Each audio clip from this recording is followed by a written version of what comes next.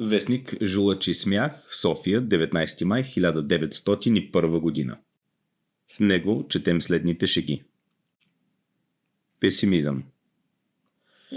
Страшно ми е омръзнал живота. Не ми се живее вече. Тогава умри. Аз искам да кажа, че ми е омръзнал семейния живот. Следваща шега, двама разговарят. Аз често ставам песимист. Кога?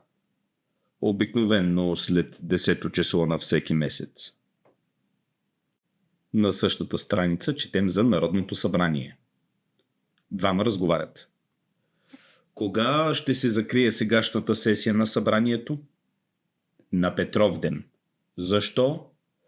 Защото тогава свършват всички учебни занятия работата си, четат акт и настъпва ваканция.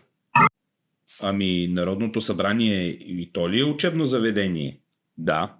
Защо?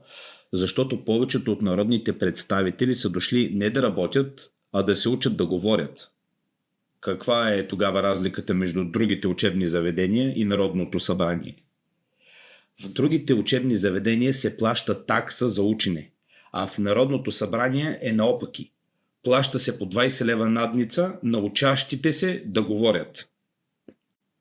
На същата страница четем шега, свързана с управлението на софийските трамваи. Шегата гласи: търсят се кондуктори за линията София-Княжево, които да умеят да наблъскват 40 пасажери в отделение, за което пише, че има 8 места. Възнаграждение добро.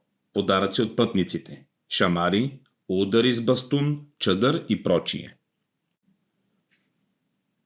Под нея четем и шега за разните видове литература. Какво е приказка? Женска вярност. Разказ? Това е малък разговор между приятелки, който не продължава повече от 5-6 часа. Драма. Това е всекидневният домашен живот. Целувки, милувки, викове, чупене на съдове. Трагедия. Това е уволнение от служба, последния ден от падежа на полица или пристигане на съдебния пристав в къщи. По-долу намираме и следните две шеги. Обичате ли да четете романи, Цветанке? Не, Лелю. Аз обичам да създавам романи, отколкото да чета чужди неща. Защо жените нямат брада? Защото при бръсненето не може да се говори.